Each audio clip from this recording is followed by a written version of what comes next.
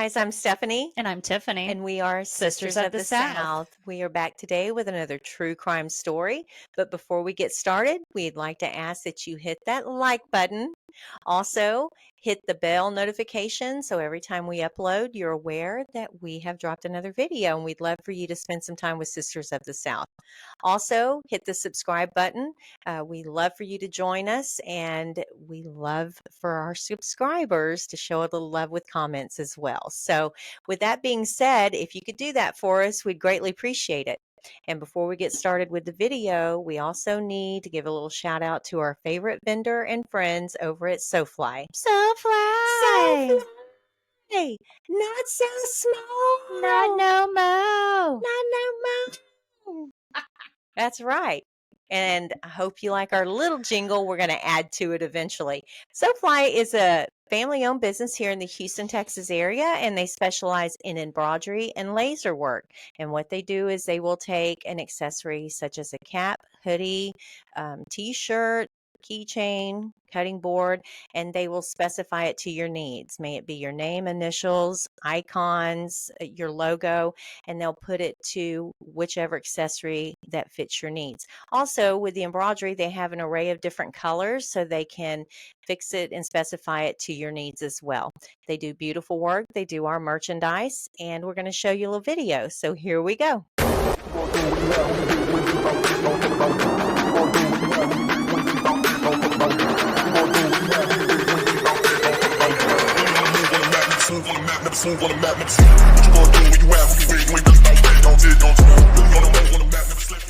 All right, guys. Hope you liked the video. Go check them out. Buy you some good stuff and let them know we sent you. We're going to know that you love them, and we're going to put their information in our description box below, so go check them out. All right, so I'm going to turn it over to Tiff so we can get started on this case files.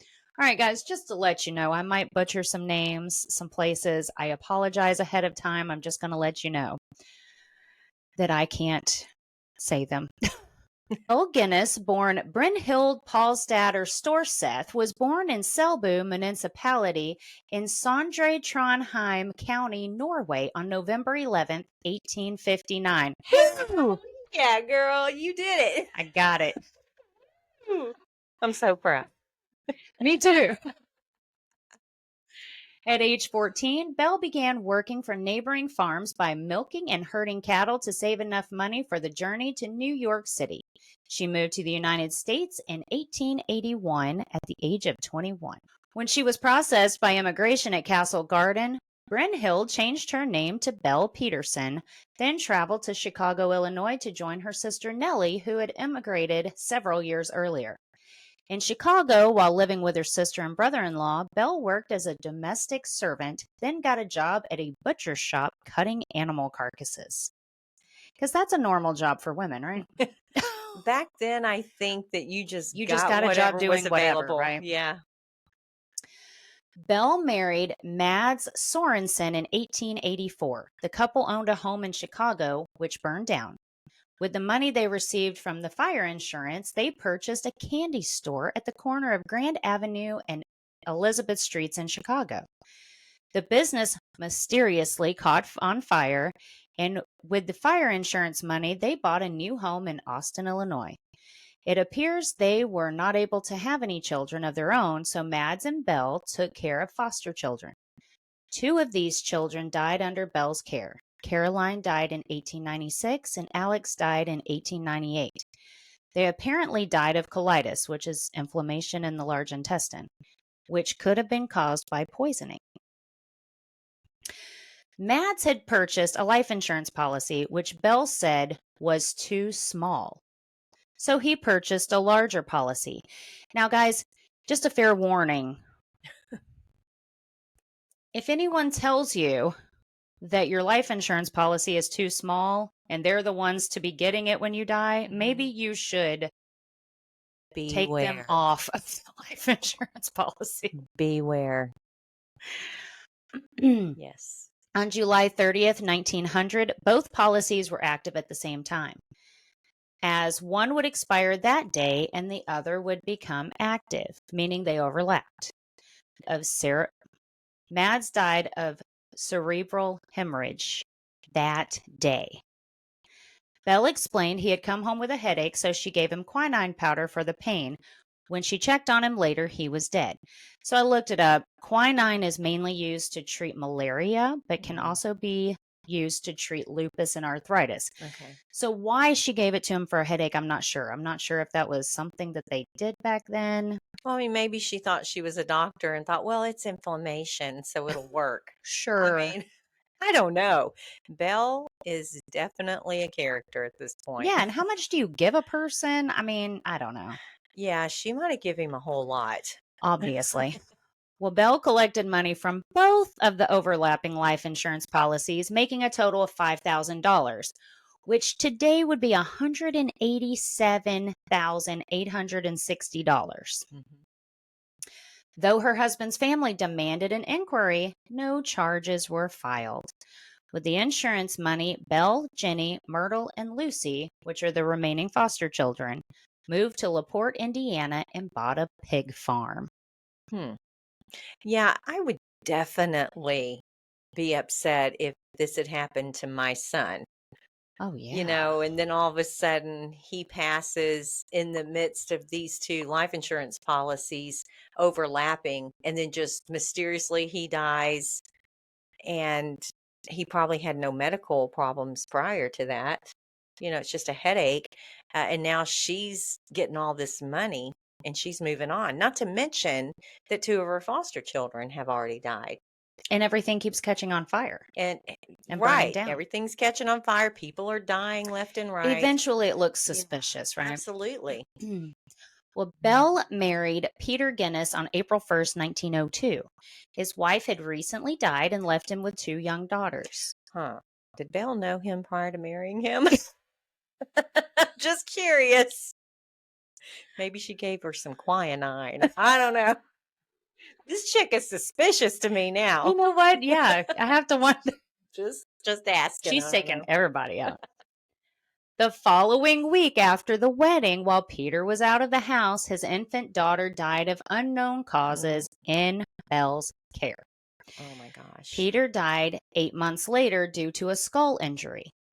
So Belle explained that Peter reached for something on a high shelf and a meat grinder fell on him, smashing his skull. Okay. What in the heck? This sounds like a very dangerous. Who She puts a has meat grinder up? for sure. That sounds like something that I would do, to be honest. It's just to out get of the it way, okay? But that's some bad luck. Okay. At this point, she's either a murderer or she has really bad luck. And Oh, I yeah. would definitely still steer clear of being around her. She needs to go into hiding. Man. The district coroner suspected murder, but nothing came of the case. So Bell collected $3,000, which today would be $112,716 life insurance money for Peter's death. So she's just collecting all this money. Yeah. It's great that she's collecting money because she's got all these bad things happening to her. And she's got all these foster kids, which she's collecting money on, by the way. And now she's got a pig farm. So she's got to have these kids to help her with the pigs. Who takes their life insurance money and goes out for a pig farm? Well, it makes me wonder if she wasn't killing people and feeding them to the pigs. pigs. I don't know, but that's just what my head's thinking at this point. Well, soon after Peter's death, Bell began submitting ads to 3 weekly Norwegian language newspapers throughout the Midwest. Didn't we do a story recently about sending out ads? Sure did. Fernandez. Yeah. These ads were asking for a good and reliable man to become a partner in her farm.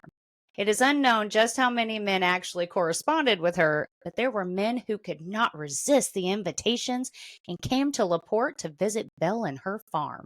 Now think about it. Back in these days, I mean, they're hitting a gold mine if they meet a lady who owns a pig farm. She's widowed, owns a pig farm. Sure, she has foster kids, but they're built-in help at this point. That's right. So these men think, man, I'm hitting it big, because that's probably a dream of theirs, is to own a farm. So she's putting these ads out there knowing that men are going to be enticed automatically. That's right. I mean, this is at this point, the early 1900s, Hmm. we're coming up on World War One. Then shortly after that, the Depression. So, economical circumstances that would entice men her way. Absolutely. Hmm. Well, one of her ads was answered by a Wisconsin farmhand, Henry Gerholt.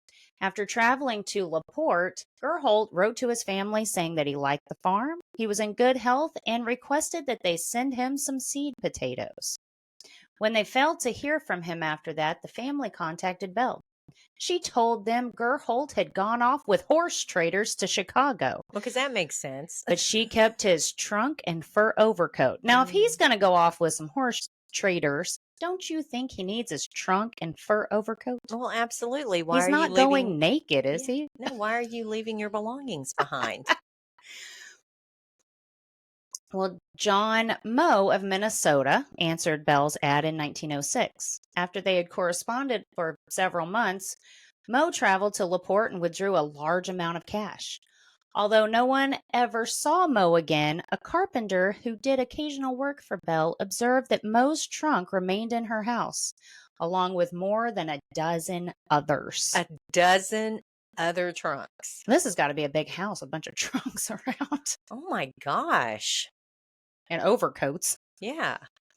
Belle had several hired men who helped with work on her farm over the years. Ray Lamphere was hired in August 1907. Ray had hoped to marry Belle and become a partner in the farm.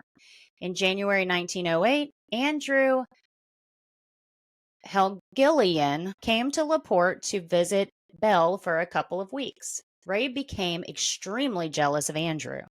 Andrew had money sent from his bank account in Aberdeen, South Dakota, to the First National Bank in LaPorte. Andrew and Belle went in to cash the check, and although the bank and Andrew suggested she keep some of the money in the bank for safety, Belle took it all in cash. Of Oh yeah. course. Absolutely. She is wiping it out. And Andrew was gone the next day. Okay. Okay. When he did not return home to South Dakota, Andrew's brother Isle Helgelian became concerned.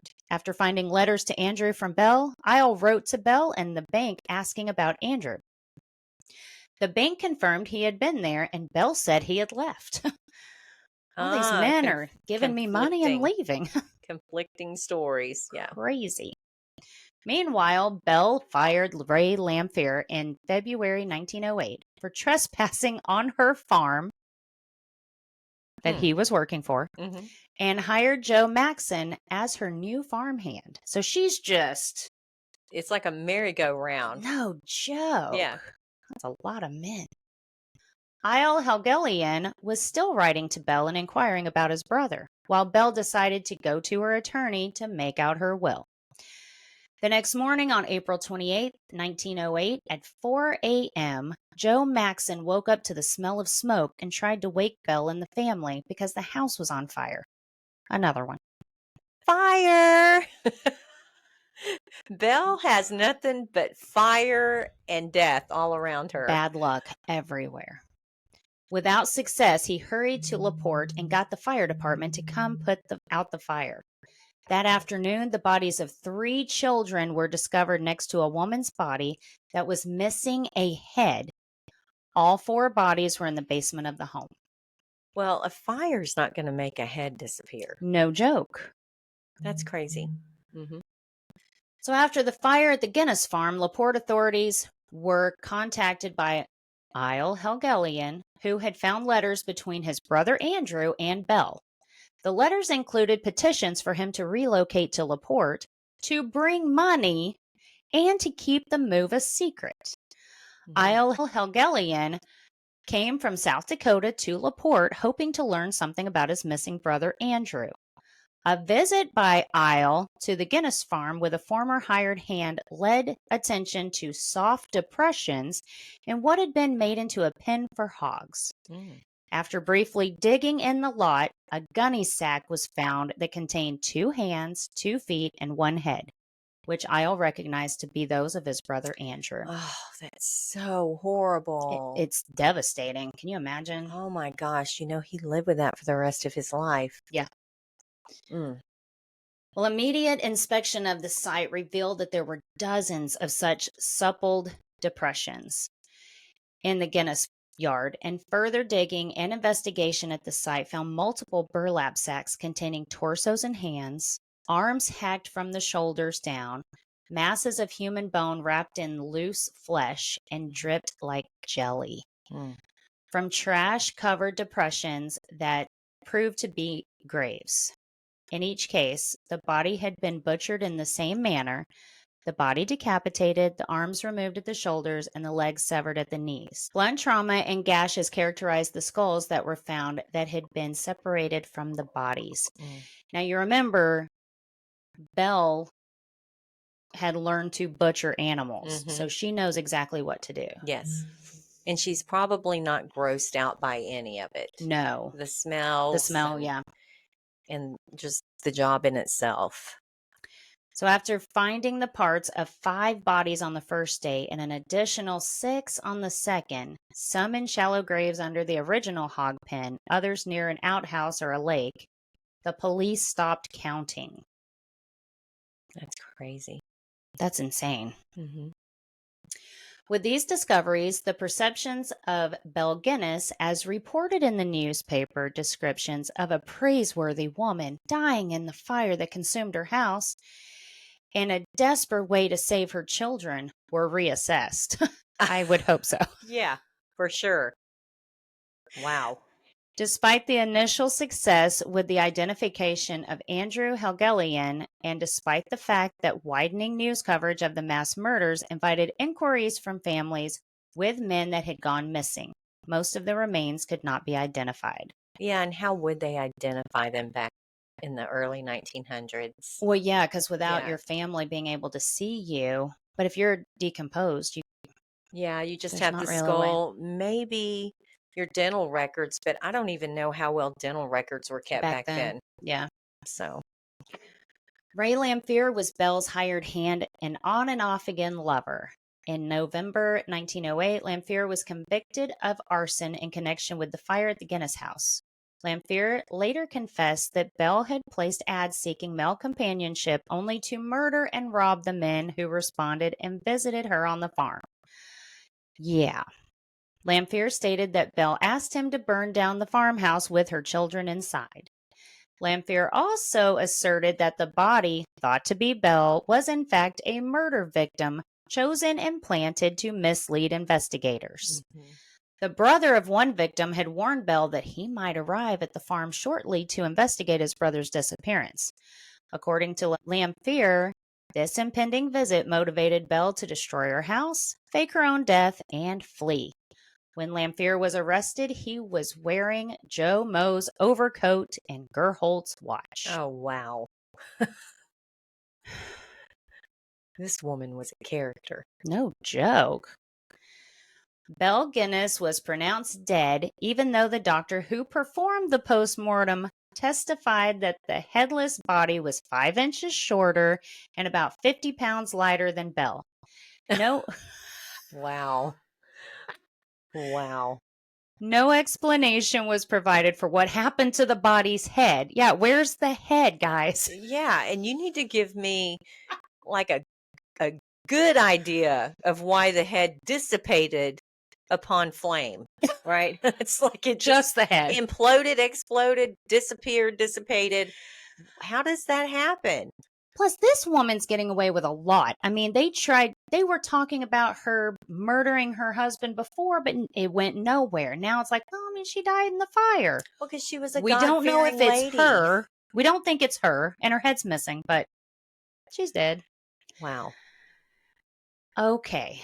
Whether Belle died in the fire or escaped remained uncertain, although the sheriff blamed a Chicago American reporter inventing the escaped story. Reported sightings of Belle in the Chicago area continued long after she was declared dead, because she was probably there. Yes. Come on Either now. there or she flew back home, you know. Well, I mean, back then it's not like now where they can track that, so it might have been easy to kind of move on a couple of towns over. Well, actually, I don't even know if she could fly. I think she'd have to take a ship. Yeah. Yeah. In 2008, DNA tests were performed on the headless corpse in an attempt to compare the DNA in the corpse against a sample from a letter Belle had sent to one of her victims. But due to its age, the sample was not able to be properly tested. Gosh darn it. I know, and I thought that was kind of cool because you do leave Yes. your DNA when you lick that envelope. Yes. After Belle's crimes came to light, the Guinness farm became a tourist attraction, and thousands of people came from across the country to see the mass graves, and concessions and souvenirs were sold. Man, there must not have been a lot of entertainment over there. I mean, I'm not going to lie. Those things are interesting to me too.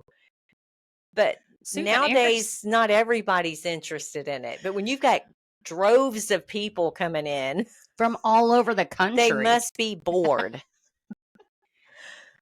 Yeah. From all over the country, right? Like, gosh. Well, I have to say, I kind of get it because something happened in my neighborhood during COVID, and it was so much excitement. Like SWAT came in, and we had helicopters and all this stuff. And the cops were like, everybody get back in your houses. But my neighbors were all in lawn chairs drinking beer and watching and videoing it. Oh my gosh.